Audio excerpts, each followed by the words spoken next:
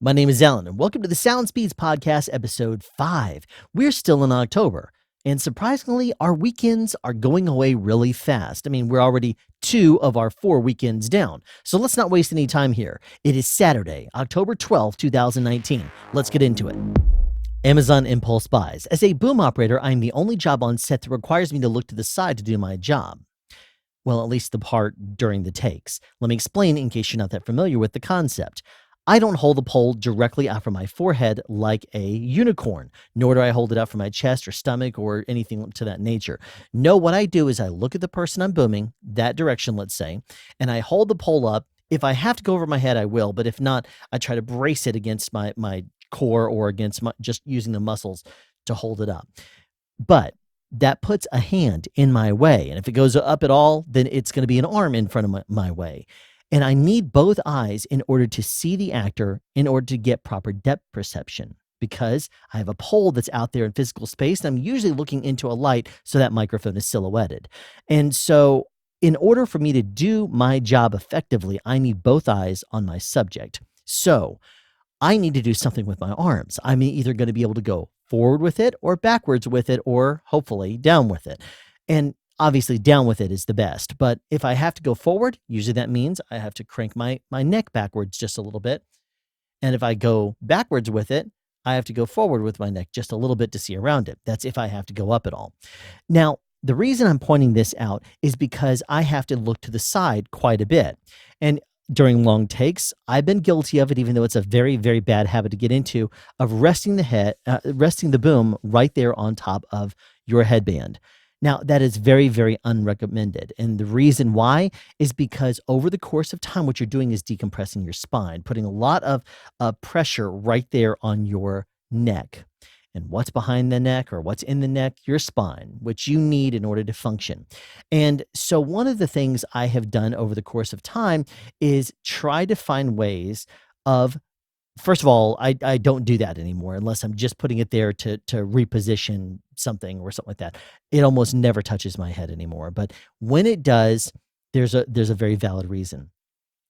Sorry for the side note, but the reason I'm pointing all of that out to you is because my neck over the course of time has just naturally, from moving, looking to the side, which I boom both ways, this way or that way. It doesn't really matter. It depends on whichever side of the camera I need to keep in my vision, which is usually the wide shot. Watch the 3BO series if you really don't understand that concept. But anyway, so if I'm booming someone, I'm constantly cranking my neck. Well, one of the things that happens over the course of time is your neck, as you age, will start to naturally get out of whack. And your neck will start to compress. It will usually change the shape of it. It no longer arcs like that, I believe it is. It will go straight, and then it starts doing this number. And when it starts doing that number, it's very, very bad degeneration of your spine and neck especially. But in order to continue to do your job effectively, you have to deal with that.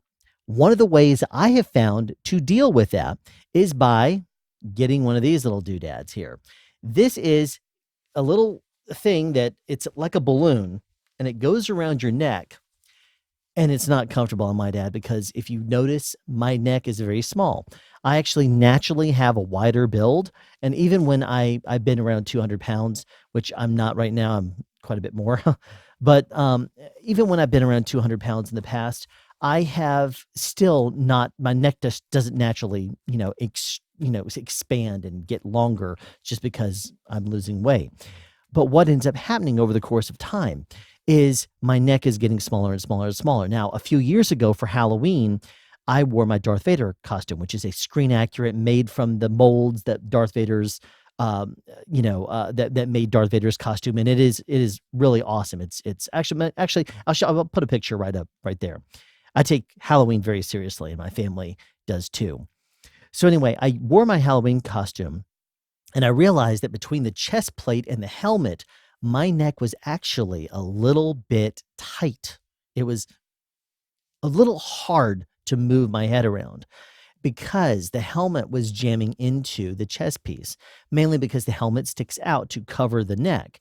If I had an overly long neck, then it wouldn't have been an issue. But because my neck is so short, it was actually painful for me to turn my neck that way because or the other way, because if I did, I was cranking it around and then my chin, the part of the helmet, would hit my shoulder, and it was actually too difficult for me to raise my arms like this in order for me to take the helmet off, just because that pressure was too much. So I had to have someone help me put the helmet on, which is pretty sad. But the reason why that is because my neck is very short. So this right here, what I do is I put this around my neck and I start cranking it up and pumping it up. Now, you're watching me right here.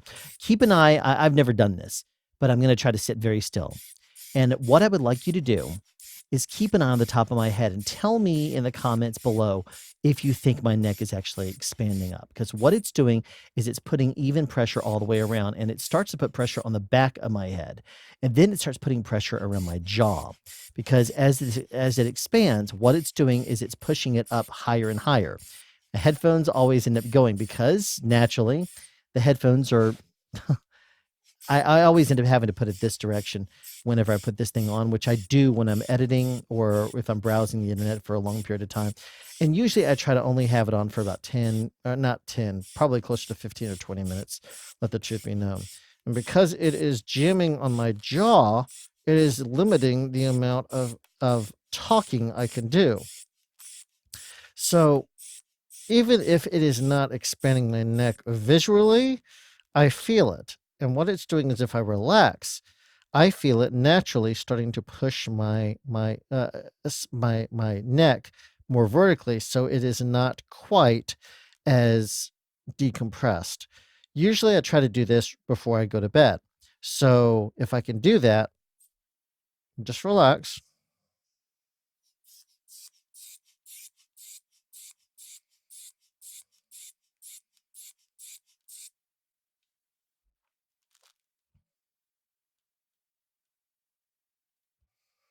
Then what ends up happening, I can't open my mouth. I hear the Velcro. Whew. All right, so I'm going to release this for a second. Whew. Okay.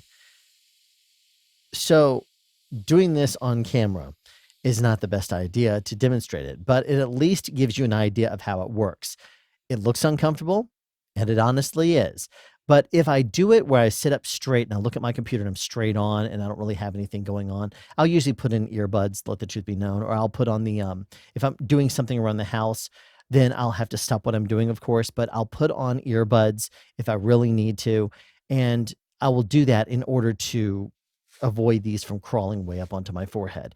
So I can't watch anything or do any critical listening or anything like that while I have this thing on. But I find it to be very effective. And it is not comfortable while you do it, but then what working out is. I mean, working out is, as a general rule, is usually uncomfortable. They always say no pain, no gain, right? Well, the same kind of thing goes on with this. Just like any kind of physical therapy or anything you do, it is going to be difficult, at least at first. And then over the course of time, it does get easier. And that is true. It took me probably a good 2 weeks to get used to it. And the reason right now, it seems kind of awkward is probably because I was talking all the way through it, let the truth be known. And because it's, I'm not relaxed. I need to be relaxed, kind of looking forward, watching something. And right now I'm trying to, intentionally stay sitting up straight, not making this toy make noise because it naturally just creaks around.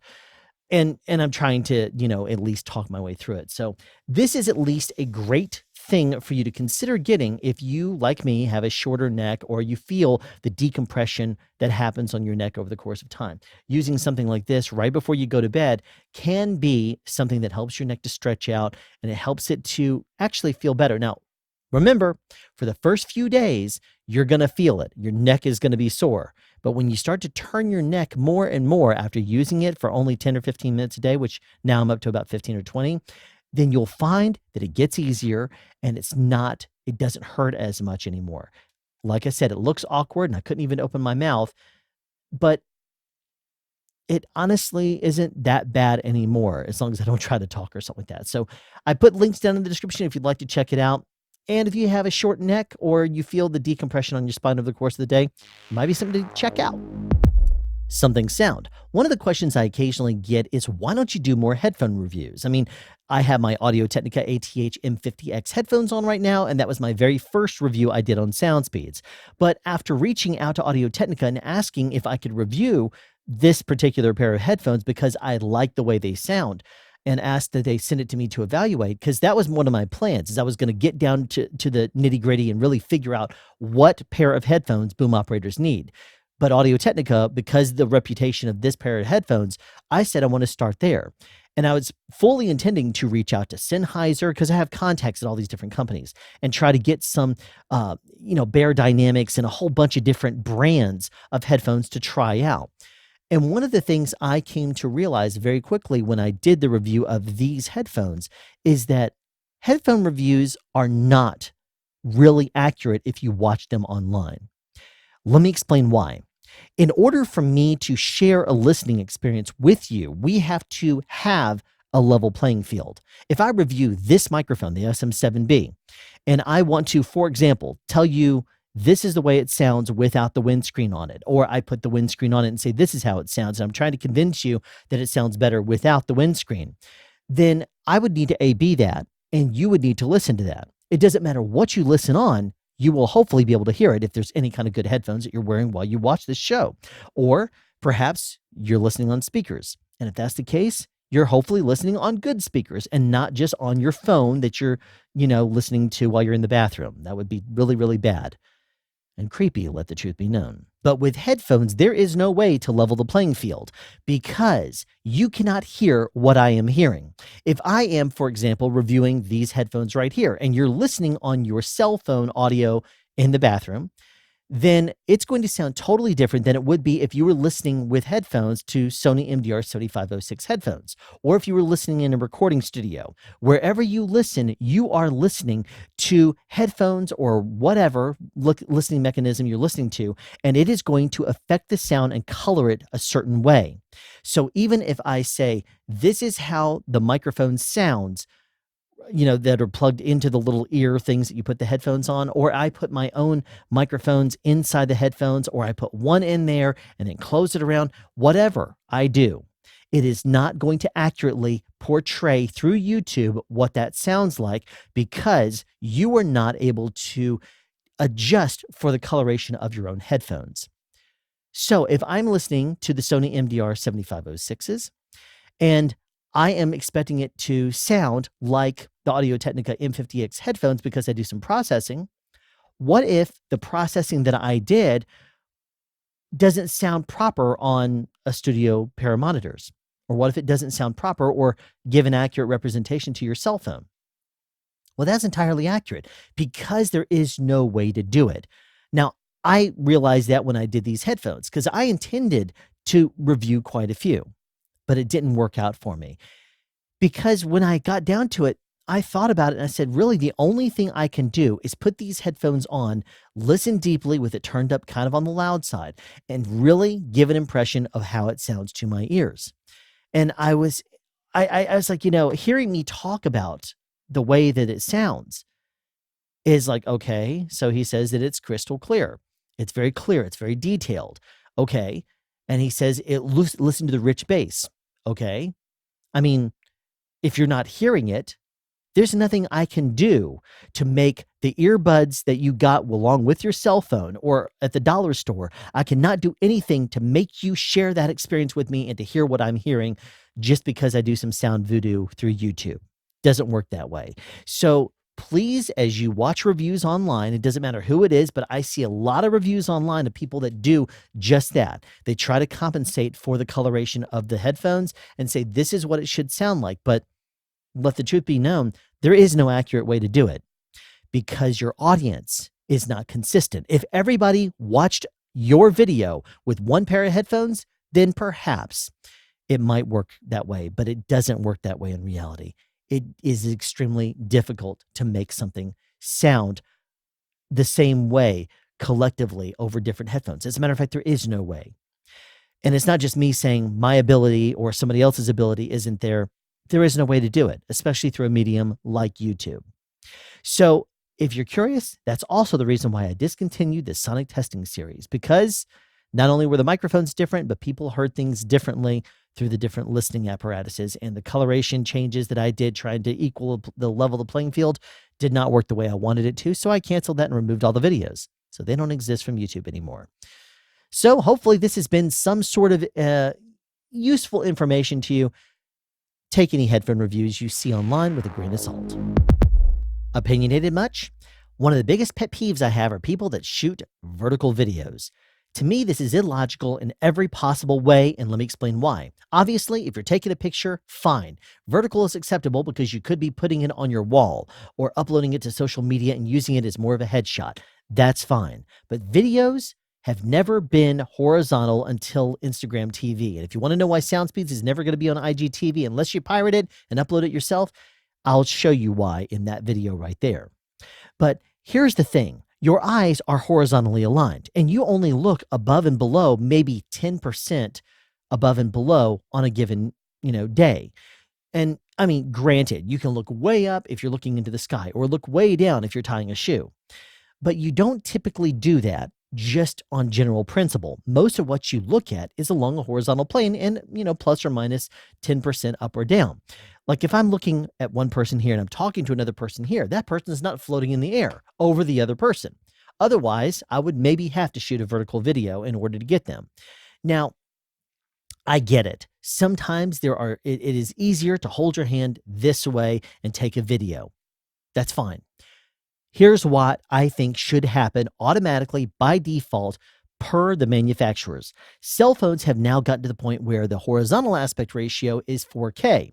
And if you shoot 4K, the skinnier of the resolutions is about, and by that I mean, your aspect ratio is like this, right? Well, if you're shooting 4K in a horizontal aspect ratio like this, then and you turn it vertical, that vertical aspect ratio or the widthwise, it's skinny, is about the same horizontal aspect ratio as 1080p. So what I think is if you have a 4K camera mode this way and you have your camera set up to record 4K, great. But as soon as you go vertical, it should automatically be aligned to shoot a horizontal 1080p video. 4K, obviously, you're not going to have the resolution to do it, but 1080p, you certainly do because the aspect ratio width-wise of 4K is, compatible with 1080p. You should be able to do that. And so that way, if someone wants to hold their hand this way and look at their screen, then they can do that and shoot a 1080p image. I get that. That would be acceptable. Have that be the default if you have your hand this way with your phone. That way you can shoot horizontal video, which is proper, and it would drive someone crazy who was like, well, I actually want to shoot vertical video. That's fine. You can go into your menu and set it and be crazy. That's fine if you want to do that. But by default, it should be defaulted to 1080p if you go vertical with it or 4K if you go horizontal with it. That's my opinion. Wrong answers only. One of the questions that you occasionally find online on professional sound forums is, how do I get better range out of my wireless? And I'm going to explain that because professionals with experience do know all about this. One of the things you have to keep in mind is what kind of antenna you're using. Are you using a dipole antenna, which is omnidirectional, or are you using a shark fin that is very directional in one direction and, kind of like a shotgun microphone or maybe a cardioid pattern or super cardioid? So if you're looking at this from a perspective of, I'm indoors, what can I possibly do? What should I grab for? Well, most likely what you're going to want to do is take your shark fins and aim it directly at the person that is talking. Now, keep in mind, front on a shark fin is the big part. It looks kind of like an arrow tapering off. So it's like if a windsock, if you imagine the sound coming at it, it's going to blow it backwards, right? That's the concept you need to keep in mind. So the bigger part should be facing the actors and point it directly at them. By doing that, it's going to be you're going to get the most rich sound coming out of your wireless because it is going to be most aligned directly towards them. Now, if you're doing interiors, I should say. If you're doing exteriors, then there's a little bit of a difference you should do, and you should actually favor at that point your dipole antennas, which are omnidirectional. Now, why would you do this in an exterior fashion? Well, the reason why is because just like your wireless transmitters, your antennas are omnidirectional. And because there's a lot of reflective surfaces that the antennas on your talent could be bouncing off of, maybe a tree, maybe it could be bouncing off of a building or something like that. You want to be able to collect all those reflections. So an omnidirectional antenna is going to do just that. If I am wearing a wireless microphone right here, for example, and I'm on a set, then obviously just point your bat wing straight at me. But if I'm outdoors, I could have a car in front of me. I could have walls next to me. I could have a pillar or whatever. And even if I have a concrete pillar directly in front of me, you're going to not have a problem in the world getting wireless through that because it's not actually going through it. What it's doing is it's bouncing off of something else. And using dipole antennas is the best possible way to collectively pull all that in. Now, if you are using, if you decide you're going to use something like shark fins outside, or you're going to be using dipoles, people always tell you online, get them as close as possible. But here's what that ends up doing. It overpowers there is something called overpowering your receiver. And if you get it too close, you're going to be overpowering it. So believe it or not, the way to get your best possible range out of it is by backing off on your antenna a little bit. Leave it on your cart, or even if you need to, go way over to the side and then angle it at your talent. The reason why you do that is because in the world of wireless, there are a lot of people, there's a lot of things on set, and there's also a lot of other interference sources on that you could run into. And if you have other sources that are potentially going to be overpowering and you are too close to those with your antennas, then it's going to pick those up just as strong as your other wireless. But your wireless are very, very strong, and they're going to punch through those other the other RF sources much more effectively. So if you back off on your wireless a little bit, it is not going to have as many sources hitting it anymore. So if I'm wearing a transmitter right here and I happen to have a wireless router right here, and then right on the other side of that, there's the Teradex coming from the camera department, and then there's a radio antenna behind me. Let's say if I am having all kinds of issues with my RF, you got to get farther away from those sources. The 2.4 gigahertz, is what your Wi-Fi antenna is going to be at. You're getting all that radiation coming off of that. Your Teradex, you're getting all the 5.8 or 5.4 gigahertz or whatever it is. You're getting all the radiation from that as well. You're getting all the radiation from all the wireless sources around. So back off and give your antennas an opportunity to kind of find what it's searching for in that frequency range. Getting less of that radiation from so close is going to help your wireless tremendously. So back on up, and if it's not really helping, then you probably haven't found the sweet spot yet. So you're going to have to go back even farther, maybe come around from the side. And don't forget, you can always resort to your dipoles. I'm sorry, your dipoles can work indoors or outdoors, just same as your shark fins. And if they don't work, then obviously switch it up because you may have had some sort of an issue with it. Now let's talk about your transmitters for a second. Believe it or not, the antenna on your transmitter is not omnidirectional, nor is it donut shape in a polar axis this way. No, it is actually much more directional and arrow-like. So what you want to try to do is lay your transmitter sideways using a thigh high from Neopak or the new thigh strap from Viviana strap, something along those lines. And that way your antenna is actually along a horizontal plane, which is matching the polar pattern of your receiving antenna, regardless of whether it's a dipole or it's a shark fin or whatever the case may be. If you horizontally align it, you're going to get better range. And if you don't have better range, then what you might need to do is loosen the antenna just a little bit. And the reason why is because just like with, radiation from other sources, if you lay it sideways, what can sometimes happen is that radiation from that wireless pack is getting through and bleeding into the antenna. And by loosening it a little bit, you're going to actually remove a little bit of the connectivity that's driving that wireless radiation to be so hot. It's not going to affect your RF. Don't worry about that. It's already metal touching metal from your antenna. It's grounded on the metal screw that plugs into your transmitter anyway. So don't worry about that. It only affects radiation. One last thing you can do with your transmitters is if you do a scan and find that there's a lot of RF in the area, what you want to do is dial in on your transmitter's ability to hit your antennas that are going to be receiving that signal. The best way to do that is to block out sources from actually affecting that stream going from your transmitter to your receiver. The best way to do that is you can buy Faraday type of tape. You can get copper tape, and I'll put a link down in the description. And what you could do is wrap that and make like a little flag along the entire length of your transmitter antenna. Go all the way down to the body of the transmitter. It doesn't matter. And the reason I suggest this is because remember, your antenna points directly at where you want it to go, and there could be RF spray and radiation that's affecting it going horizontal. And by completely narrowing it out and preventing it from going anywhere except the plane that you want it to go in a straight line, if you do that, you're going to have the very best possible RF along that entire plane. So keep these things in mind because wireless is very important and you want to be on the cutting edge of what's going to help your wireless transmitter packs to reach your receivers all the better.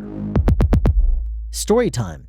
Ever since I got my first television as a kid, it lived in the on position whenever I was at the house. Now, as a teenager, I was editing videos. When I got older, I was constantly watching movies or editing videos, probably on a computer at that point, but I was still watching television to go to sleep. Televisions have always been there as I've gone to sleep. And I don't know if it's because of the noise or whatever. And yes, I know it messes with your REM and your sleep cycle, but that doesn't affect me one way or another. I simply put the television on, and usually I'm asleep within only about 2 or 3 minutes anyway. So why leave it on, do you ask? Because it's relaxing and probably because it's routine. And if I turn it off, it doesn't really help me to go to sleep. In all honesty, that's when my brain starts working and I stay awake even more. So one of the things that I have always done is watch television. Now, I should say I watched television up until about 3 or 4 years ago when our television that I keep next to the bed suddenly lost its stand. And that's because my wife gave it away to her parents who needed a stand for their new television. And I had this television on the ground and I looked at it and I said, you know what, that 720p television, I don't need to look at that thing anymore. I should just watch it on my phone because my phone is next to me anyway. And that way, if I do take my contacts out, I can still see it. Maybe that will convince me to actually take my contacts more than once every month or two, or however long it is before I take them out again. So I started doing that. I sold the television. Actually, I think I gave it away to Goodwill. And I started watching my cell phone. But one of the things I realized pretty quickly is when I'm holding my phone and I'm watching it like this on my back, for example, to go to sleep to, if I go to sleep while I'm holding my phone, which doesn't take too long, sometimes the power cord will come out. And sometimes I also dropped it on my face and that would wake me back up. And sometimes it would do both. But one of the things I realized is I didn't really like a little stand if, sitting next to me on the bed, because in order for me to lay down and go to sleep, I had to crank my neck way over in order to watch, the television if it was down low. So I want you to look at the side of my bed for a second and tell me what you see. Yes, you see the jellyfish lamp. Yes, you see an Alexa device. Yes, you see a whole bunch of charging cords and things that I'm charging up. But what you also see is a nifty little stand that holds a cell phone. And I'll put a link in the description if you'd like to check out this particular model, because this thing has saved me quite a bit. And the reason why is because I can put my cell phone on that, put it to charge, and put it exactly where I want it to go. And I got this as a result of a very bad purchase that I did on Amazon one night. One of the problems I run into is impulse buying, which is the reason why I have this segment, Amazon Impulse Buys. But more than that, I have a tendency of looking at really random things. Now, one thing you might not know about me is that I have a reputation, and it is something that I'm known for actually amongst my friends, in sleepwalking and sleep talking. I can carry on a conversation in my sleep. As a matter of fact, half the time I'm wandering around in the house and I'm really, really seeming tired, I'm probably asleep. I can lean against a wall and go to sleep and doze, believe it or not. And I've done that at work. I did that yesterday at work, as a matter of fact, because I shot my episode of Sound Speeds, edited it overnight, and then Uh, Ended up at work the next day on a 14-hour day, and I was exhausted. No place to sit down, so I leaned against a wall and dozed. I have that ability. But one night, I went to sleep browsing on my phone. Most of the time, it's not an issue. But when I wake up in the morning and I say, "What did I buy?" When I look at my email and I see the little new email notification and I see something there, I say, "Oh, what did I buy?" And most of the time, it's pretty innocent. It's something like, "Oh, I can actually use that," or "Okay, that's fine. That's cool. I can do that." Or I just opened up my shopping cart and I chose to purchase one or two things, move it to the cart. And believe it or not, I've done all these things in my sleep. But the reason why I decided to get the phone out of my hand as I go to sleep, because one night, story time now starts, I know. Sorry for the long windedness. One night, I went to sleep not knowing that when I woke up and got that email notification from Amazon, I would be looking at a 14-foot green canoe that I had purchased in my sleep. Oh, it was Amazon Prime. So it was going to be a $500 canoe. I guess you could almost call it a kayak because it was very narrow, going to be delivered to my house. Oh, yeah. Well, first of all, I don't live on a lake. There's a lake nearby, a few exits up 85, but I don't have a way to carry a canoe or a kayak or any kind of a boat at all. So I wake up to find out that I had ordered a boat on Amazon, and I quickly freak out and say, "Crap, how can I cancel this?" So I go into my Amazon app, now wide awake, in full panic mode, and I hit cancel on it. Luckily, there was not a whole lot of time from the time I went to sleep to the time I woke up because, yes, I'm a night owl and I don't happen to sleep very many hours. So when I hit cancel on that, it said, "Let me try to cancel your order." And I was like, "Oh, please do." And I got the indicator later that said it was canceled. But after that, I said to myself, I am not going to allow that to happen again. I got to get this phone out of my hand as I go to sleep. And the best way to do that would be to have a stand that it sits on so that if I want to watch a video on YouTube or if I want to watch something on Netflix as I go to sleep, I can without running the risk of buying a new canoe. Floating. I'm a weird guy and I'm a weird dad, but luckily my kids grew up with me, so they have an understanding of me and an appreciation as well. But one of the things that I've done with them ever since they've been little bitty is played various different random games with them.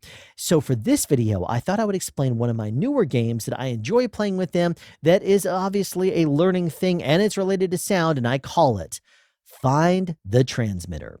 I have the Deity Connect system. You can watch my review if you'd like to right there. That Deity Connect system has two transmitters. What I will do is I will hide those transmitters someplace in the house.